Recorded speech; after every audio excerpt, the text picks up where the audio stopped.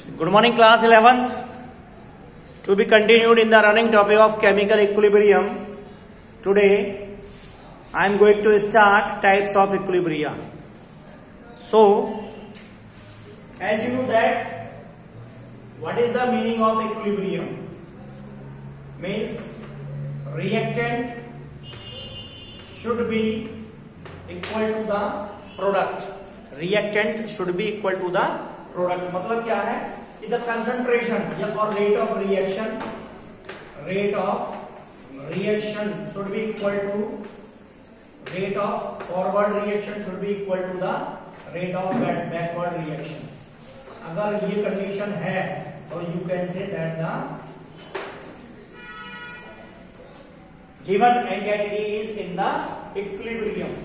ठीक है, अगर ये कंडीशन है, always remember that reactant should be on left side whereas product should be on right side. Clear? reactant को कहां लिखा जाएगा? लेफ्ट साइड के अंदर लिखा जाएगा और प्रोडक्ट को कहां लिखा जाएगा?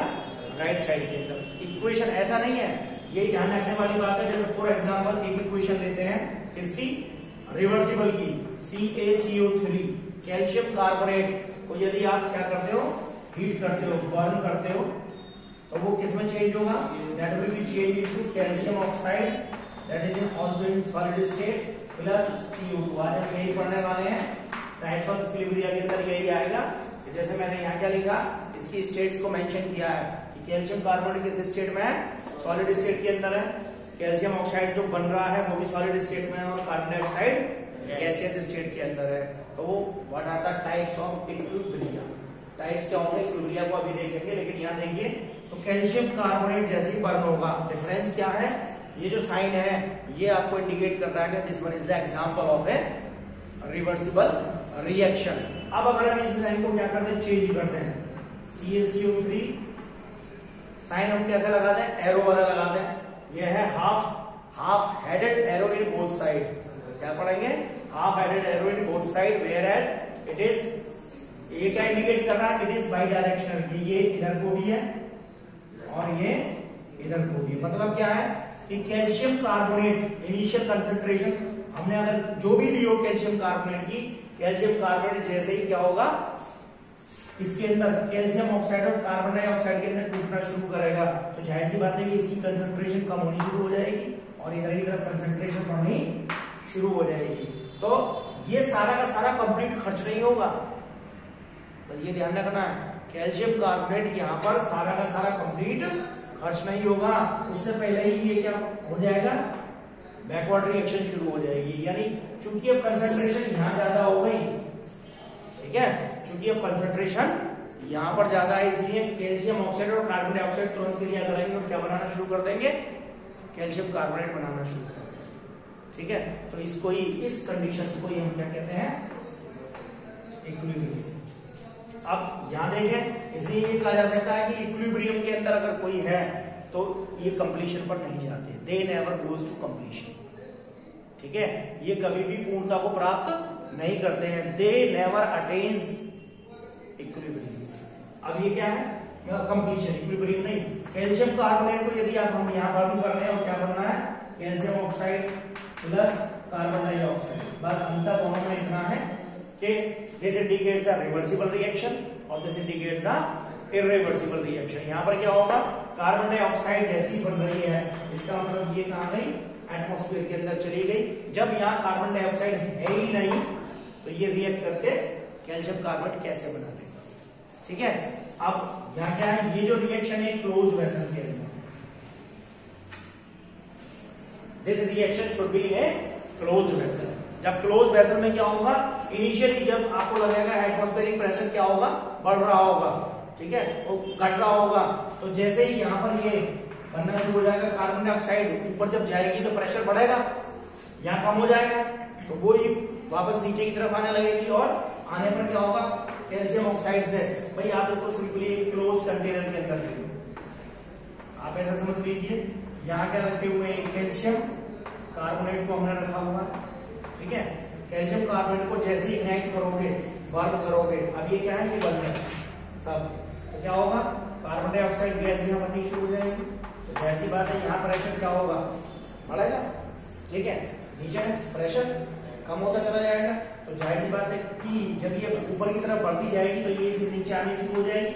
और जो कैल्शियम ऑक्साइड, ये मानो ये कैल्शियम ऑक्साइड बना कूट करके, ये कैल्शियम कार्बोनेट के पार्टिकल है और ये बीच में कैल्शियम ऑक्साइड आ गया, तो दिस कैल्शियम ऑक्साइड अनदर क्या करेगा, रिएक्ट कर लेगा इसी कार्बन डाइऑक्साइड से और क्या बनाएगा, कैल्शियम कार्बोनेट बनाएगा, ठीक है।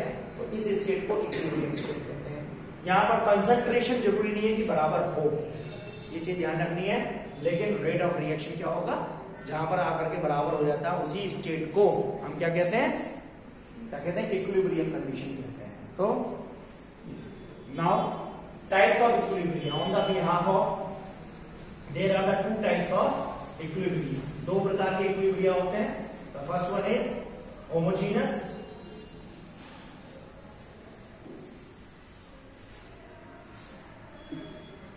the first one is homogeneous and the second one is heterogeneous।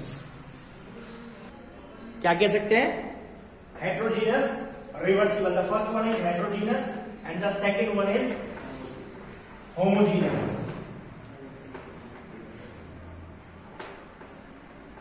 there are the two types of equilibrium, the first one is heterogeneous and the second one is homogeneous। तो heterogeneous क्या हो जाएगा, heterogeneous क्या कहता है, the reversible reaction, the reversible reaction in which more than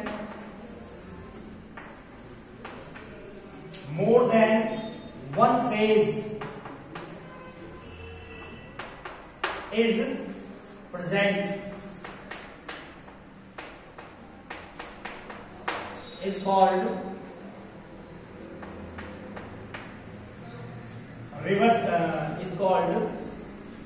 heterogeneous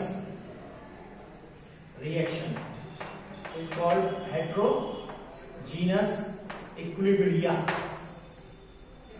ठीक है जी, means मतलब समझिए, as you know that there are the different states of matter, solid, liquid and gas। अब अगर यहाँ पर क्या है, मोर देन वन है, जो भी रिएक्शन है अगर उसके अंदर मोर देन वन स्टेट है तो आप क्या कहेंगे, this is in the heterogeneous equilibrium और हेट्रोजीनस रिवर्सिबल रिएक्शन। एग्जाम्पल यहाँ लिख सकते हैं हम इसका, फॉर एग्जाम्पल यहाँ पर मोर फिजिकल स्टेट क्या क्या हो सकती है, मोर फिजिकल स्टेट आपकी सॉलिड और लिक्विड हो सकता है, ठीक है जी, लिक्विड सॉलिड प्लस गैस हो सकता है और लिक्विड प्लस गैस हो सकता है। आई बात समझ में,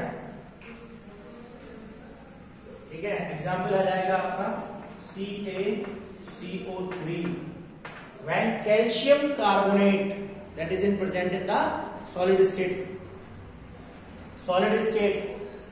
on heating, अभी देखिए हमने ये equation, it gives calcium oxide solid state plus carbon dioxide that is in gaseous state, carbon dioxide that is in gaseous state, solid state के अंदर भी बन रहा है, यानी यहाँ पर स्टेट क्या हो गई, एक से ज्यादा है, तो हम क्या कहेंगे इसको, this one is the example of a heterogeneous reversible reaction।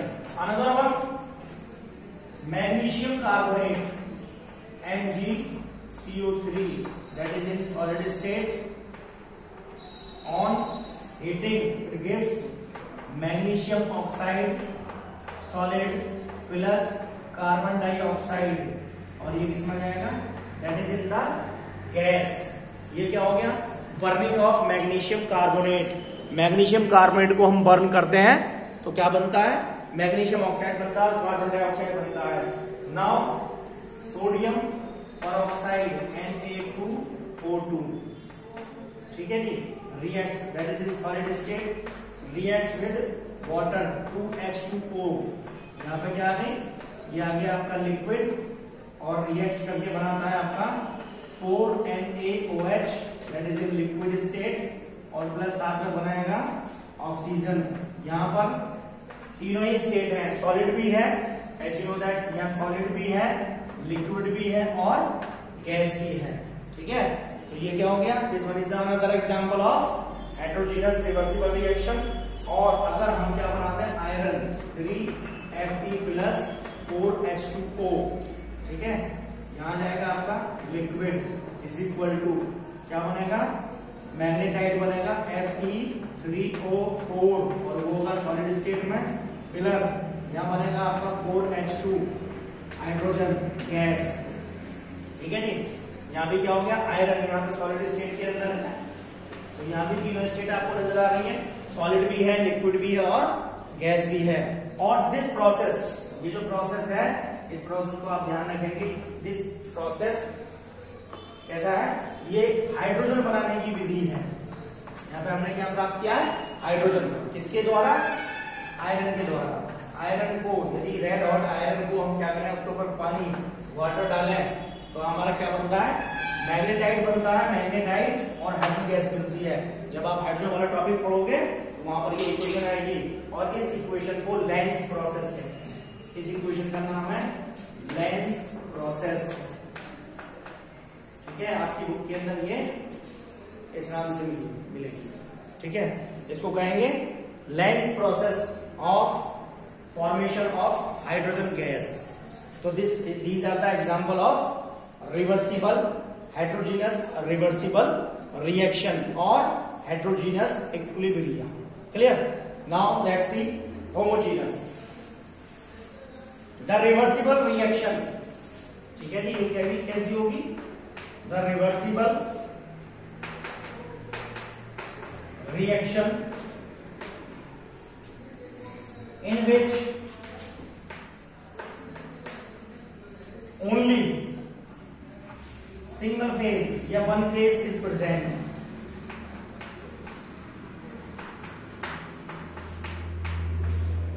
Only one phase is present is called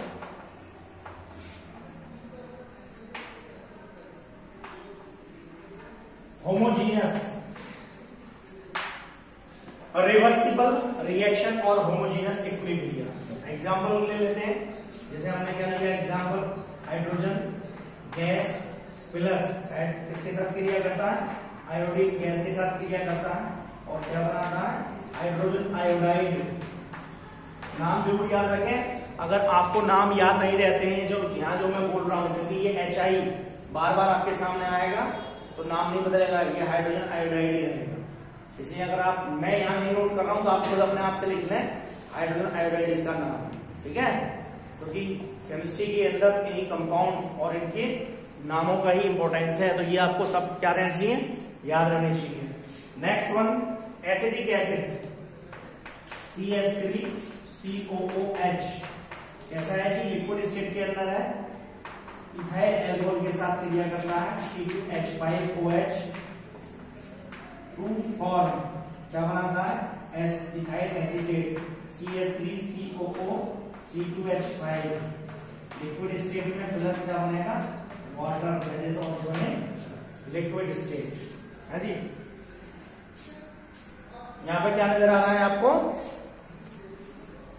same physical state, same phase, एक ही फेज है, इसलिए ये किसका एग्जांपल है, होमोजेनस इक्विलिब्रिया के एग्जांपल है या होमोजेनस रिवर्सिबल रिएक्शन के एग्जांपल है।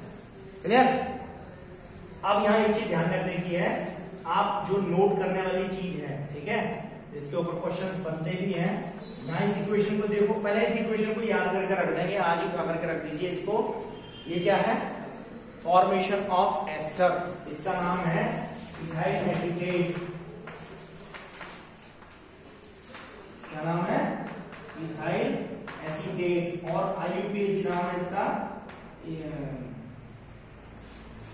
Ethyl ethanoate. ये ध्यान रखें, क्योंकि IUPAC जब ऑर्गेनिक केमिस्ट्री आप पढ़ेंगे तब IUPAC भी आएगी।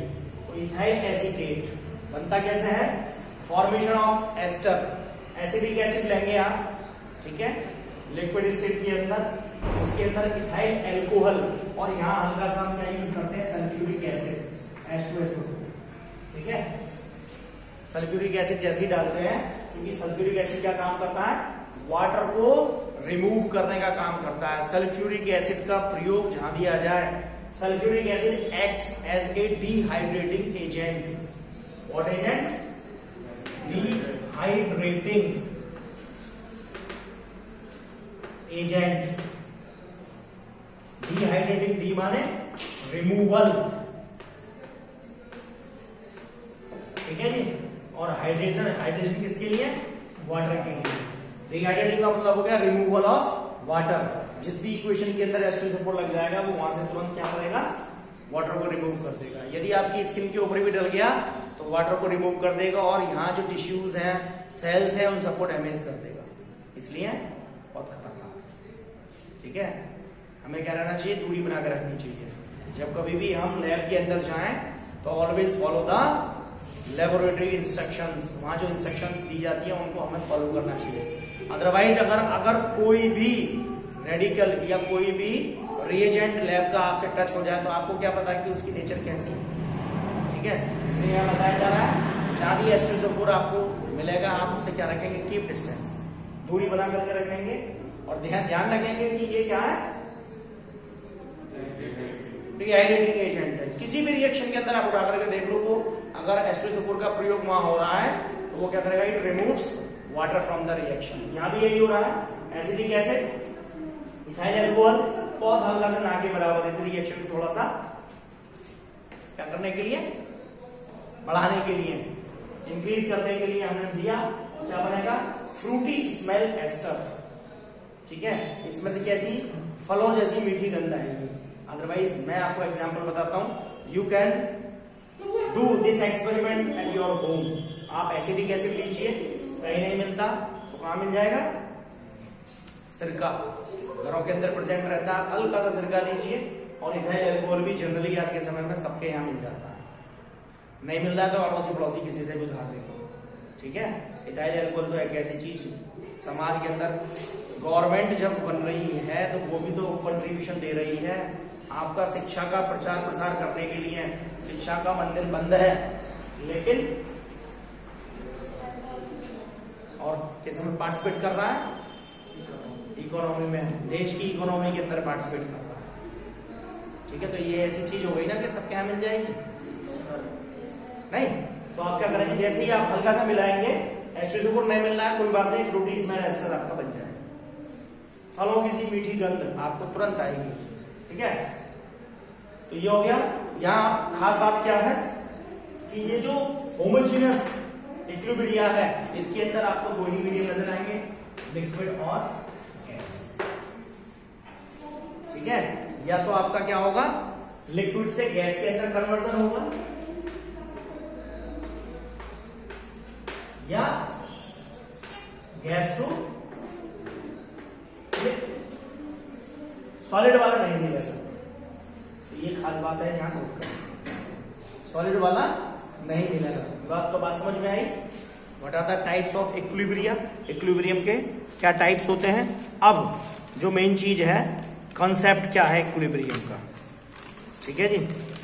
कॉन्सेप्ट क्या है, आगे आएगा कैरेक्टरिस्टिक ऑफ केमिकल इक्विलिब्रियम, ये हमने करा दिया ना, कैरेक्टरिस्टिक।